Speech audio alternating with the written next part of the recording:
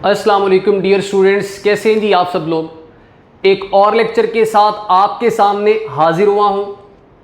आज का जो लेक्चर है वो एक लॉन्ग क्वेश्चन डिस्कस करने लगे हैं और वो है जी हमारे पास addition of vector by rectangular components. Addition of vector by rectangular components. अब अगर टाइम को ज़ाया किए बगैर अपनी बात को स्टार्ट करता हूं, लेट कर लो ये आपके पास एक वेक्टर है ए और ये आपके पास एक वेक्टर है बी, जिनको मैंने एक्स वाई प्लेन के दरमियान में अरेंज किया हुआ है। अब जो वेक्टर ए है ये भी ओरिजिन पे पड़ा हुआ है, वेक्टर बी भी ओरिजिन पे पड़े हुए हैं। अब मैं वेक्टर ए में वेक्टर बी को ऐड करना चाहता हूं तो उसका तरीकेकार यही था कि हेड टू टेल रूल का इस्तेमाल करूंगा। तो फिर पहला वेक्टर एज इट इज, इसके हेड के साथ दूसरे वेक्टर की मैं मिलाऊंगा टेल को। तो अब मैंने इस वेक्टर को उठाया और इसके हेड के ऊपर रख दिया, ये इस तरह से। कोशिश मैंने यही किया कि दोनों का डायरेक्शन क्या रहे, सेम रहे। तो गौर करना जरा, तो ये वेक्टर ए आ गया एंड ये हमारे पास वेक्टर बी आ गया। अब पहले का हेड दूसरे की टेल, फिर पहले की टेल को आखिरी के हेड के साथ मिला दिया। ये पहले की टेल को आखिरी के हेड के साथ मिला दिया। तो अब ये जो वेक्टर मेरे पास बना है इसको कहूंगा रिजल्टेंट वेक्टर, जो कि बन जाएगा ए प्लस बी। ऐसे ही होगा ना, सिंपल सा काम है, कोई इतना मुश्किल काम नहीं है। लेकिन हमारा मकसद ये नहीं है। हमारा मकसद क्या है कि हम वेक्टर्स को ऐड करना चाहते हैं, लेकिन किसकी मदद से? हेड टू टेल रूल की मदद से तो करना है। हम वेक्टर को ऐड करना चाहते हैं रेक्टेंगुलर कंपोनेंट्स की मदद से। किसकी मदद से? रेक्टेंगुलर कंपोनेंट्स की मदद से। तो अब रेक्टेंगुलर कंपोनेंट्स की मदद से किस तरह से मैं वेक्टर्स को ऐड कर सकता हूं, तो गौर करना जरा, उसका तरीकेकार समझना। अब ये है वेक्टर ए, मैं इसके कंपोनेंट बनाऊंगा, फिर वेक्टर बी इसके कंपोनेंट बनाऊंगा, फिर उनको कंपोनेंट जो होंगे उनको ऐड करके रिजल्टेंट वेक्टर निकालूंगा। कैसे? गौर करना जरा बात के ऊपर। अब ये वेक्टर ए है तो वेक्टर ए का एक जो होगा वो एक्स कंपोनेंट होगा और एक जो होगा वो वाई कंपोनेंट। तो जो एक्स एक्सिस के ऊपर यहां तक साया बन रहा है ये मेरे पास आ गया जी ए एक्स, यानी कि ये वेक्टर ए का एक्स डायरेक्शन में कंपोनेंट आ गया। अब ये जो है ये वर्टिकल है तो ये मेरे पास आ गया जी ए वाई। तो मैंने वेक्टर ए को दो कंपोनेंट्स में रिजॉल्व कर दिया।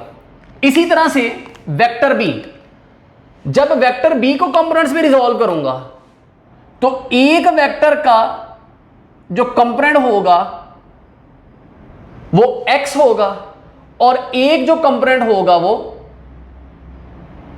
वाई होगा। तो गौर करना जरा। अब बच्चा कहेगा नीचे तक नहीं लेकर आया। बेटा जहां तक वेक्टर है तो कंपोनेंट भी मैं वहीं तक शो करवाऊंगा ना, तो इस वजह से मैं यहां तक लेकर आया हूं। जहां तक वेक्टर है यहां पे वेक्टर खत्म हो गया, मैं नीचे क्या चार लेने जा रहा हूं। तो गौर करना जरा, ये बी जो है अब इसके दो कंपोनेंट है। एक तो कंपोनेंट ये बन गया, ये मेरे पास कहलाएगा बी वाई, और एक ये बन गया हॉरिजॉन्टल कंपोनेंट, तो ये हॉरिजॉन्टल कंपोनेंट क्या कहलाएगा? बी एक्स कहलाएगा। अब गौर करना इसके बाद आगे। अभी भी मजा नहीं आ रहा यार डायग्राम में ना, मैं थोड़ा सा तरतीब लेकर आना चाहता हूं। मैं काम करता हूं। अब अगर मैं यहां पर कोई लाइन लगा देता हूं तो कोई मसला तो नहीं है ना? माने लाइन लगा दी, कोई मसला नहीं है, कोई भी ओके हो गया, कोई मसला नहीं है। अब गौर करना, ये था यहां तक वाई कंपोनेंट, तो ये और ये सेम लेंथ है।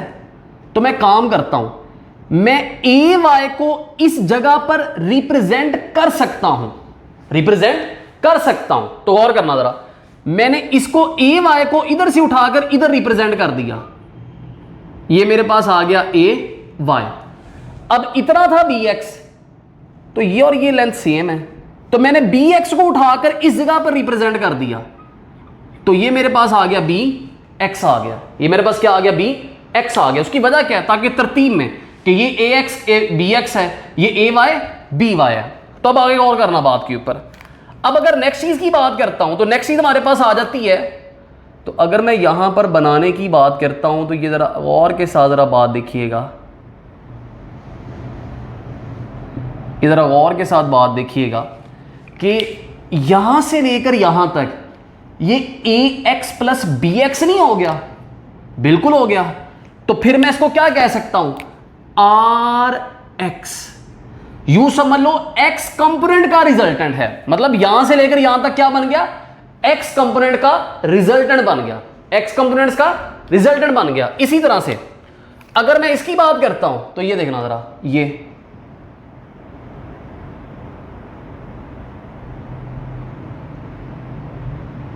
चीज आ गई।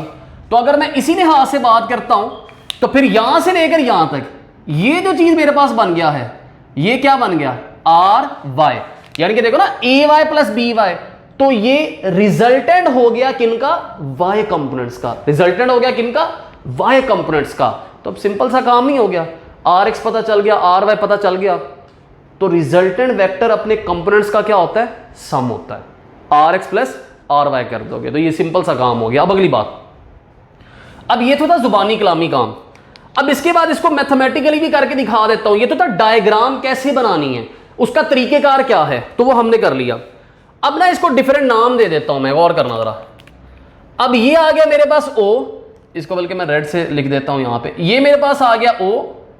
इसी तरह से अगर बात करता हूं, ये मेरे पास आ गया एम, इसी तरह से ये मेरे पास आ गया क्यू, इसी तरह से ये मेरे पास आ गया आर, ये मेरे पास आ गया एस, एंड ये मेरे पास आ गया पी। कि मैंने डिफरेंट पॉइंट बना लिए यहां पे, कि मेरे पास जो ये पॉइंट है ये एम है, जो ये पॉइंट है ये पी है, जो ये पॉइंट है ये एस है, जो ये पॉइंट है ये आर है, जो ये पॉइंट है ये क्यू है, और ये मेरे पास ओरिजिन आ गया। तो अब गौर करना जरा।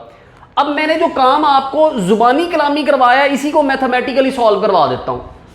कि सबसे पहला काम क्या है, addition of vector by rectangular components. इसका पहला स्टेप क्या है कि एक्स कंपोनेंट आर एक्स निकालो, किसका, रिजल्टेंट वेक्टर का। एक्स कंपोनेंट आर एक्स निकालो, किसका, रिजल्टेंट वेक्टर का। तो उसका तरीकेकार बिल्कुल सिंपल सा आ जाता है हमारे पास। गौर करना जरा, डायग्राम को देखो तो यहां से लेकर यहां तक यही है मेरे पास, यहां से लेकर यहां तक ये मेरे पास क्या है, रिजल्टेंट एक्स कंपोनेंट। तो गौर करना जरा।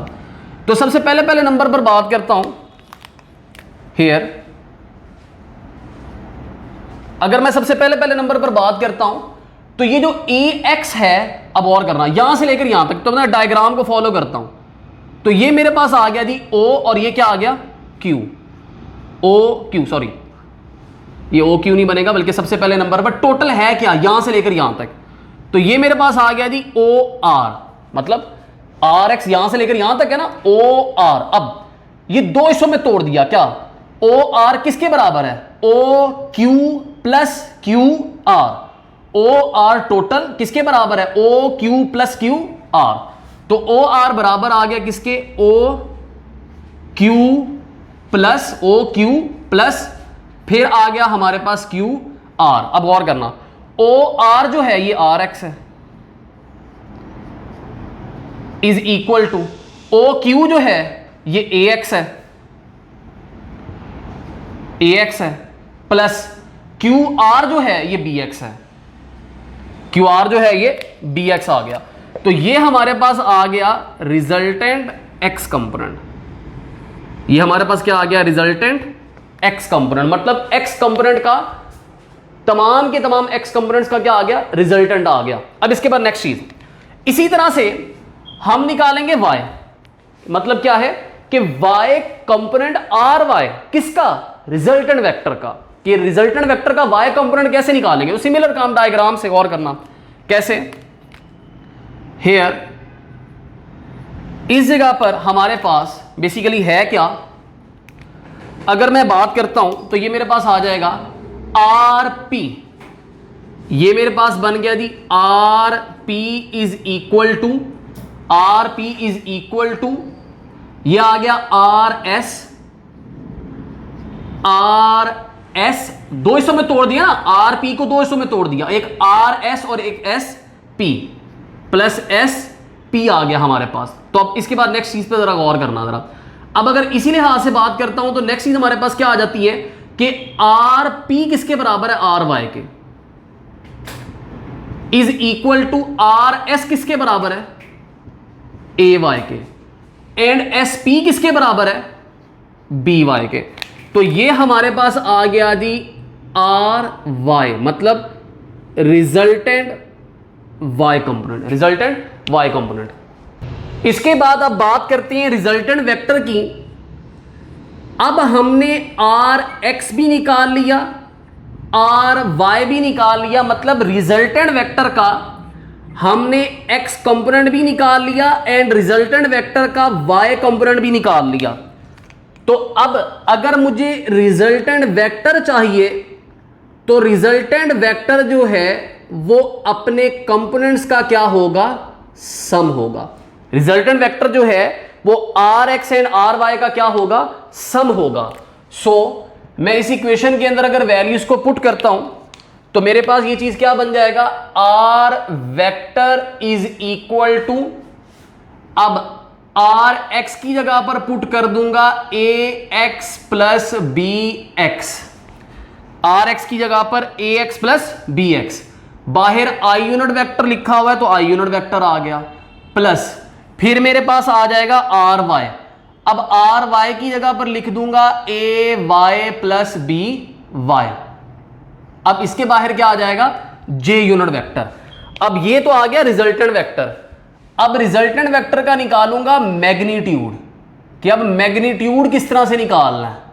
तो अब अगर रिजल्टेंट वेक्टर के मैग्नीट्यूड की बात करता हूं तो मैग्नीट्यूड निकालने का तरीकेकार आपको सिखाया था कि रिजल्टेंट वेक्टर का अगर मैग्नीट्यूड निकालना है तो जो कंपोनेंट्स हैं उनका स्क्वायर लेकर फिर क्या ले लो, स्क्वायर रूट ले लो।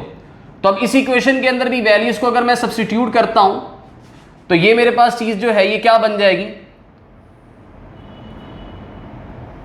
ये हमारे पास आ जाएगा जी आर एक्स की जगह पर A X plus B X whole का स्क्वायर, प्लस फिर हमारे पास आ जाएगा आर वाई, तो आर वाई आ जाएगा, आर वाई हमारे पास आ जाएगा A Y plus B Y whole का स्क्वायर। तो ये हमारे पास आ गया रिजल्टेंट वेक्टर का मैग्नीट्यूड, रिजल्टेंट वेक्टर का मैग्नीट्यूड, मतलब ये हमारे पास रिजल्टेंट वेक्टर आ गया, ये हमारे पास आ गया जी रिजल्टेंट वेक्टर, एंड ये हमारे पास आ गया रिजल्टेंट वेक्टर का मैग्नीट्यूड।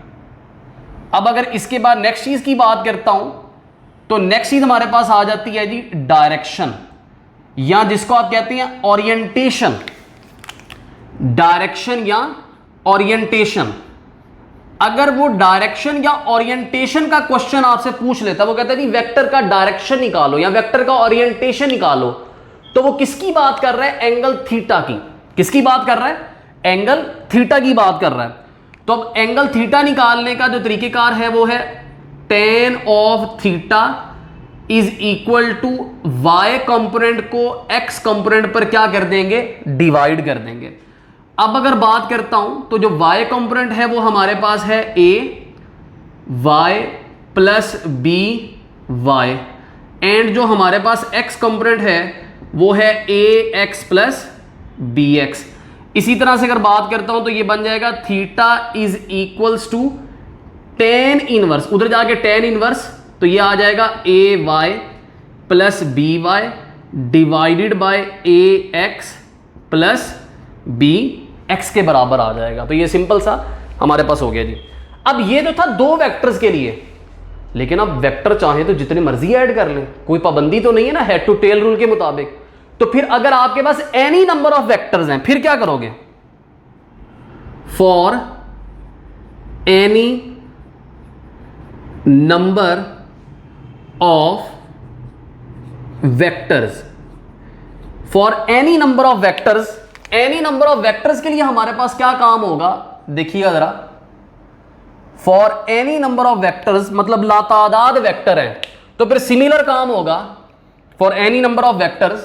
सो सबसे पहले नंबर पर एनी नंबर ऑफ वेक्टर्स के लिए जो रिजल्टेंट वेक्टर बनेगा वो क्या बनेगा, गौर करना, resultant vector R is equal to, वो क्या बन जाएगा, गौर करना, ए एक्स, लेट कर लो ज्यादा सारे वेक्टर है, कौन कौन से, A B C D E F G H I J so on A B C आती है मुझे पूरी। अब गौर करना, A X plus B X plus C X plus so on, ये हमारे पास आ जाएगा जी आई यूनिट वेक्टर। ये क्या आ जाएगा, आई यूनिट वेक्टर प्लस, इसी तरह से हमारे पास आ जाएगा A Y plus B Y plus C Y plus so on J unit vector आ जाएगा, plus so on J unit vector आ जाएगा।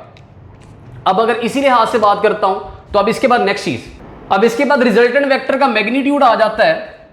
तो अगर मैं रिजल्टेंट वेक्टर के मैग्नीट्यूड की बात करता हूं तो रिजल्टेंट वेक्टर का जो मैग्नीट्यूड होगा अब हमारे पास वो क्या बन जाएगा, वो बन जाएगा जी R is equal to under root, ये है for any number of vectors, तो ये हमारे पास आ जाएगा जी A X plus B X plus C X plus so on I unit, sorry अब ये देखिएगा मैं भी गलती करने लगा था, ये बात याद रखनी है, जब मैग्नीट्यूड लिख रहे होगे तो उसमें यूनिट वेक्टर नहीं लगाना, यूनिट वेक्टर नहीं लगाना, नहीं तो वो गलत माना जाएगा।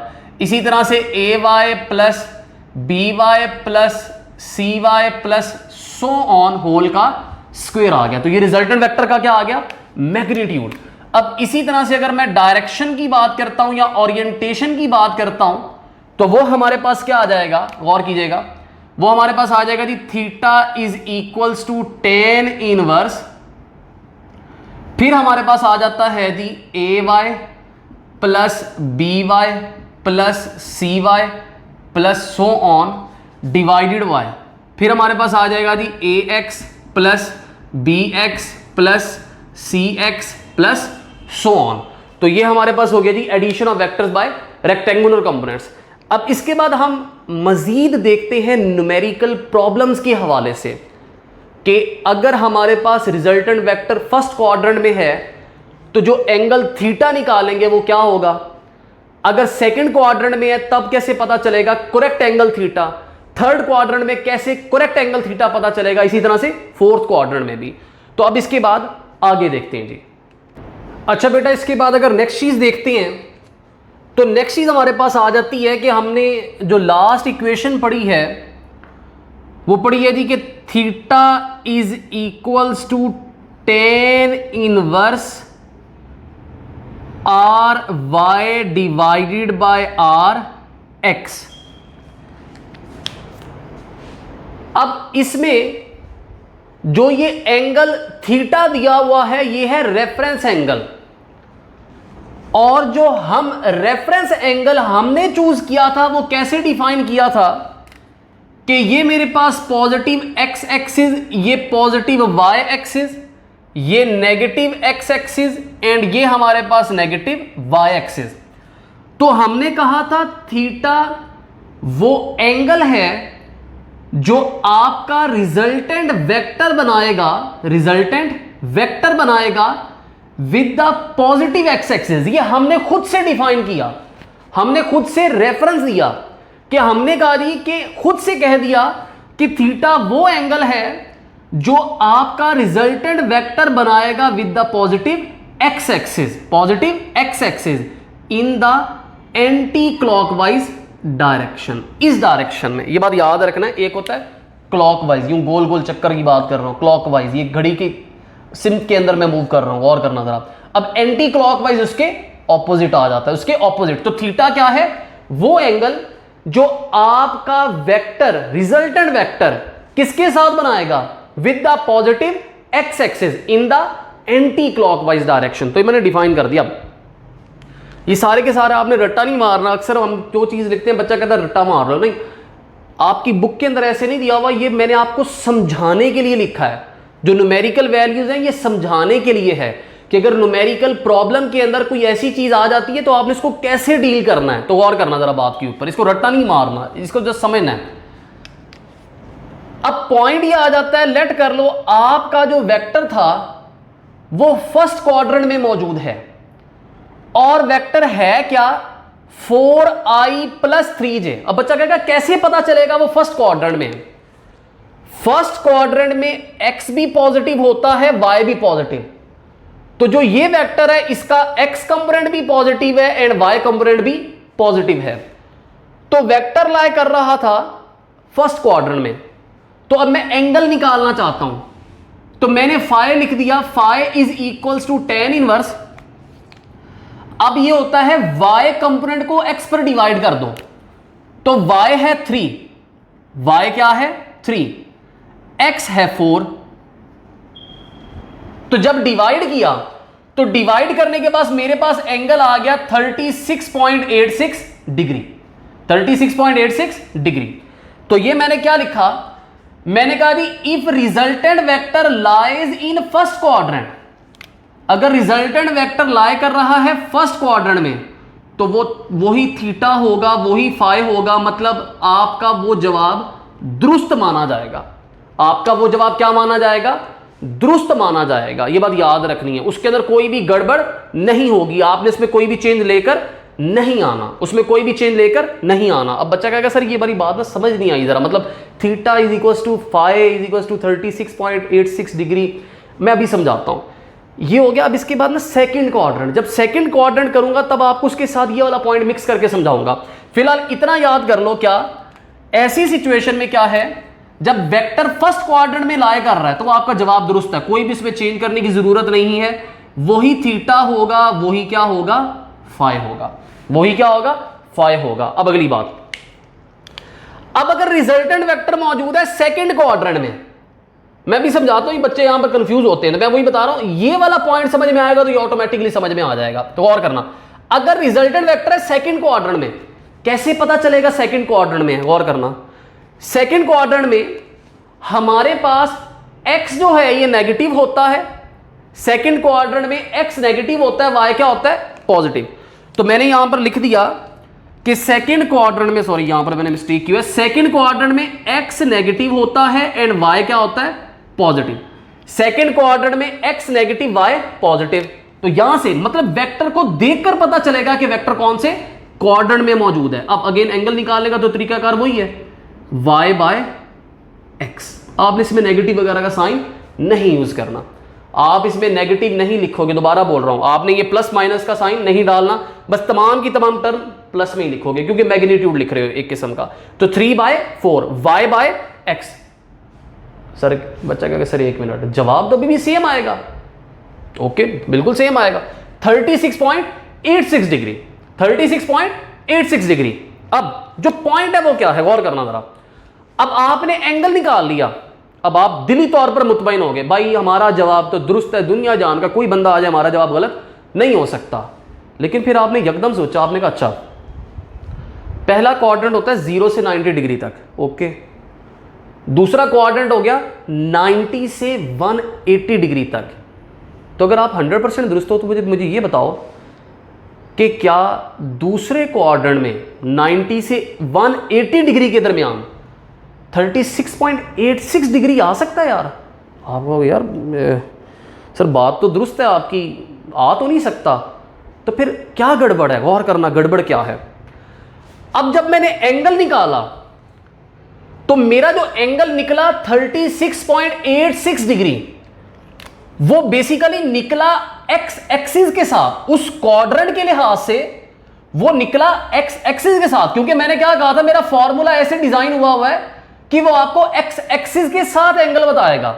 लेकिन मसला ये है कि उसने जो एंगल निकाल कर दिया है वो किसके साथ दिया है, एक्स एक्सिस तो है लेकिन कौन से वाला, नेगेटिव एक्स एक्सिस के साथ। किसके साथ, नेगेटिव एक्स एक्सिस के साथ। जबकि मैंने क्या कहा था कि मुझे जो एंगल चाहिए वो किसका चाहिए, वेक्टर का चाहिए with the positive X axis. Okay हो गया, पॉजिटिव एक्स एक्सिस से लेकर वेक्टर तक का एंगल चाहिए इन द एंटी क्लॉकवाइज डायरेक्शन। तो पॉइंट क्या है कि जब मैंने ये फॉर्मूला इस्तेमाल किया तो उसने मुझे एंगल निकाल दिया, लेकिन किसके साथ? नेगेटिव एक्सिस से। देखो ना जरा, 36.86 डिग्री कैसे एग्जिस्ट कर सकता है 90 से 180 डिग्री के दरमियान? तो उसने तो अपना रूल पूरा किया है, उसने तो खुद को सही चलाया है, उसने एंगल निकाल दिया किसके साथ? Negative x x. निकालना तो एक्स के साथ है ना, क्योंकि हमने रेफरेंस ही एक्स को माना हुआ था, तो निकाला एक्स के साथ है। कितना? 36.86 डिग्री। जबकि हमें क्या चाहिए था? वेक्टर का angle with the positive X axis in the anticlockwise direction. Point, मुझे इतना एंगल चाहिए था, तो गड़बड़ होगी, गलती होगी, आपका जवाब गलत है। अब सही जवाब कैसे निकालोगे? और करना जरा। अब अगर मैं बात करता हूं हाफ रोटेशन की, तो हाफ रोटेशन होता है 180 डिग्री। ओके हो गया। अगर मैं हाफ रोटेशन में से इतना एंगल मुझे पता है ना, जो मैंने निकाला है वो इतना था, तो अगर मैं आधे 180 डिग्री में से, हाफ रोटेशन में से इतने एंगल को सबट्रैक्ट कर दूं, इतने एंगल को सबट्रैक्ट कर दूं, तो मुझे ये वाला एंगल पता चल जाएगा, मुझे ये वाला एंगल पता चल जाएगा। ये बात समझ में आ रही है? तो पॉइंट क्या है कि जब आपका रिजल्टेंट वेक्टर लाई करेगा किसमें? सेकंड क्वाड्रेंट में, तो जो जवाब आएगा वो दुरुस्त नहीं होगा। तो आपने दुरुस्त जवाब निकालने के लिए क्या करना है? 180 डिग्री में से जो आपका आंसर आ रहा है, ये जो आंसर आ रहा था उसको क्या कर दोगे? माइनस कर दोगे। उसको क्या कर दोगे? माइनस कर दोगे। तो अब जो आंसर आएगा वो दुरुस्त जवाब होगा। तो आपका रिजल्टेंट वेक्टर 36.86 डिग्री नहीं बना रहा था, बल्कि कितना बना रहा था? 143.14 degree with the positive X axis in the anticlockwise direction, in the anticlockwise direction. अब इसके बाद बच्चा क्या कहता है? थीटा फाई का क्या चक्कर है? बेटा समझाने के लिए हमने लिख दिया कि एक को थीटा का नाम दे दिया, एक को फाई का, है तो दोनों एंगल ही। हाँ, बस फाई कह दिया जी कोई भी रैंडम एंगल है किसी भी एक्सिस के साथ, लेकिन थीटा क्या है? With the positive X axis in the anticlockwise direction. Phi कोई भी एंगल हो सकता है, एक्स के साथ भी, पॉजिटिव एक्स के साथ भी, नेगेटिव एक्स के साथ भी, नेगेटिव वाई के साथ, किसी के साथ भी हमने कह दिया। लेकिन थीटा कौन सा हमने डिफाइन कर दिया? With the positive X axis in the anticlockwise direction. तो पॉइंट ये आ जाता है कि जब फर्स्ट क्वाड्रेंट, अब गौर करना इसकी क्या बात है, फर्स्ट क्वाड्रेंट जवाब दुरुस्त माना जाएगा, इसको चेंज करने की जरूरत नहीं है। क्यों? 0 से 90 36.86 डिग्री इसमें आ रहा है। तो अगर वेक्टर पहले क्वाड्रेंट में है तो उसको चेंज नहीं करूंगा, दूसरे क्वाड्रेंट में है तो जो एंगल आपका निकला है उसको 180 डिग्री में से क्या कर देंगे? सबट्रैक्ट। दोबारा बच्चा कहेगा 90 में ऐड क्यों नहीं करते? दोबारा से मैंने क्या कहा है, मेरे जितने भी फॉर्मूलाज डिजाइंड हैं वो सारे के सारे with the positive X axis हैं। तो भाई मैं 90 डिग्री में क्यों ऐड करूंगा? फिर अगर आप करके भी चेक कर लें, आप 90 में 36.86 डिग्री करेंगे तो आपका जवाब 143.14 डिग्री नहीं आएगा, आपका जवाब गलत आएगा। तो ये बात याद रखनी है, डिजाइन फॉर्मूले के मुताबिक चलना है। तो अगर तो मैं रेफरेंस एंगल मानता वाई को, तो फिर मैं वाई को लेकर चलता। तो अब एक्स को माना है तो इस वजह से हर एंगल एक्स के साथ देखूंगा। अब अगली बात, नेक्स्ट चीज आ जाती है जी थर्ड क्वाड्रेंट, कि अगर आपका रिजल्टेंट वेक्टर थर्ड क्वाड्रेंट में है, कैसे पता चलेगा? थर्ड क्वाड्रेंट में एक्स भी नेगेटिव, वाई भी नेगेटिव, तो -4i -3j, तो फिर y बाय एक्स लूंगा पॉजिटिव, अगेन एंगल 36.86 डिग्री। अब बच्चा कहेगा ओके 0 से 90, 90 से 180, 180 से 270, तो इस क्वाड्रेंट में 36.86 डिग्री कैसे आ सकता है? मतलब 180 से 270 में कैसे आएगा? तो गौर करना जरा, इसका मतलब है ये जवाब गलत है। अगेन फिर बच्चा कहेगा यकीनन हमारा फॉर्मूला तो डिजाइन था कि उसने जो जवाब निकालना है वो एक्स के साथ निकालना है, तो अब इस केस में भी जो जवाब निकला है वो ये निकल आया, ये नेगेटिव एक्स एक्सिस के साथ जवाब निकल आया है। तो ऐसी सिचुएशन में ये जवाब क्या है? गलत है। तो हमने जो एंगल निकालना है वो निकालना था वेक्टर का पॉजिटिव एक्स एक्सिस के साथ, पॉजिटिव एक्स एक्सिस के साथ and in the anticlockwise direction, in the anticlockwise direction, मतलब यहां से लेकर यहां तक का, यहां से लेकर यहां तक का। तो अगर वेक्टर है थर्ड क्वाड्रेंट में तो क्या करोगे? गौर करना, ये हाफ रोटेशन 180 डिग्री, इतना तो पता है ना, ये तो पता है हमें, ये हाफ रोटेशन ये 180 डिग्री। तो फिर ऐसी सिचुएशन में 180 डिग्री में फाई को क्या कर दोगे? ऐड कर दोगे। तो ये बात याद रखनी है। क्या पॉइंट है कि अगर आपका resultant vector, if resultant vector lies in third quadrant, if resultant vector lies in third quadrant, तो 180 डिग्री में अपने फाइनल जवाब को क्या कर दोगे, ऐड कर दोगे। फाइनल जवाब को क्या कर दोगे, ऐड। पहला क्वाड्रेंट कोई छेड़छाड़ नहीं करोगे, दूसरा क्वाड्रेंट गिवन एंगल जो आपका निकल रहा था फॉर्मूले से उसको 180 डिग्री में से सब्ट्रैक्ट। और अगर आपके पास क्या है, गौर करना, अगर थर्ड क्वाड्रेंट तो 180 डिग्री में ऐड कर दोगे। थर्ड क्वाड्रेंट होगा तो आपके जवाब को 180 डिग्री में ऐड। अब इसी तरह से लास्ट आ जाता है जी फोर्थ क्वाड्रेंट। कैसे पता चलेगा रिजल्टेंट वेक्टर फोर्थ क्वाड्रेंट में, एक्स नेगेटिव होगा, सॉरी एक्स पॉजिटिव होगा, वाई नेगेटिव होगा। तो ये गलत लिख दिया, एक्स जो होगा ये पॉजिटिव होगा एंड वाई जो होगा ये क्या होगा, नेगेटिव। वाई क्या होगा, नेगेटिव। अब अगेन करूंगा तो वही वाई बाय एक्स कर दूंगा, पॉजिटिव नेगेटिव का साइन नहीं लिखूंगा। अब जवाब तो अभी भी 36.86 डिग्री। ओके, बच्चा कहेगा सर 270 से 360, तो इसमें तो 36.86 नहीं आ रहा, लेकिन हमारा फॉर्मूला तो डिजाइंड है, क्या निकालेगा जवाब एक्स के साथ ही। अब ऐसी सिचुएशन में ये एंगल मिल गया, ये एंगल। अब बच्चा कहेगा सर अब तो जवाब दुरुस्त है। आप कैसे कह सकते हैं, आपने कहा था लेना तो एंगल पॉजिटिव एक्स एक्सिस के साथ है, लेकिन एक चीज भूल गया। क्या, एक रूल सुन लो जरा, जब भी वेक्टर का एंगल देखना है हमेशा एक्सिस से वेक्टर तक का देखोगे, कभी भी वेक्टर से एक्सिस तक का नहीं देखोगे। मतलब जब भी एंगल देखोगे तो एक्सिस से वेक्टर तक का, ना कि वेक्टर से एक्सिस, ये नहीं देखोगे। तो अब ऐसी सिचुएशन में अगर मैं एंगल देख भी लेता हूं, आपकी बात मान लेता हूं कि यार मेरा जवाब दुरुस्त है, तो मैं एंगल देखूंगा एक्सिस से वेक्टर तक का, तो ये तो क्लॉकवाइज है। ये क्या है, क्लॉकवाइज है। जब भी एंगल देखूंगा एक्सिस से वेक्टर तक का देखूंगा, तो ये तो क्लॉकवाइज है। मुझे क्या चाहिए, एंटी क्लॉकवाइज। तो इसका मतलब क्या हुआ कि मेरा जो जवाब है वो गलत है।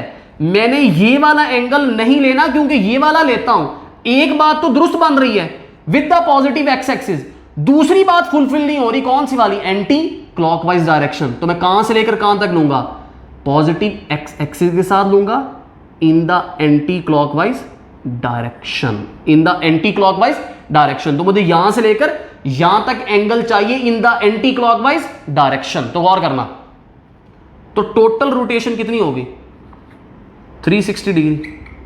तो अब अगर 360 में से इतना तो पता है मुझे, 360 में से इतना तो पता है, तो फिर 360 में से अगर इतने को माइनस कर दूं तो ये प्रीवियस वाला एंगल है ये पता चल जाएगा, तो मेरा जवाब निकल आएगा। सॉरी ये थीटा आएगा यहां पे, मेरा जवाब निकल आएगा। तो पॉइंट क्या है कि अगर फोर्थ क्वाड्रेंट है तो आप अपने आंसर को 360 डिग्री में से क्या कर दोगे, सब्ट्रैक्ट कर दोगे। क्या कर दोगे, सब्ट्रैक्ट कर दोगे। तो फर्स्ट क्वाड्रेंट कोई चेंज नहीं, सेकंड क्वाड्रेंट 180 डिग्री में से अपने एंगल को सब्ट्रैक्ट। थर्ड क्वाड्रेंट में अगर रिजल्टेंट वेक्टर लाई कर रहा है, ये न्यूमेरिकल की बात कर रहे हो, जब आप सॉल्व कर रहे हैं न्यूमेरिकल, आपने कहा जी एंगल निकाल लिया, एंगल निकालने के बाद वेक्टर जरूर देखना। अगर तो फर्स्ट क्वाड्रेंट कोई चेंज नहीं, सेकंड क्वाड्रेंट 180 डिग्री में से माइनस, थर्ड क्वाड्रेंट तो 180 डिग्री में ऐड, फोर्थ क्वाड्रेंट है तो 360 में से माइनस कर दूंगा। तो ये हो गया जी हमारे पास आज का लेक्चर। किसी किस्म का कोई क्वेश्चन हो तो आप पूछ सकते हैं। थैंक यू जी, अस्सलाम वालेकुम।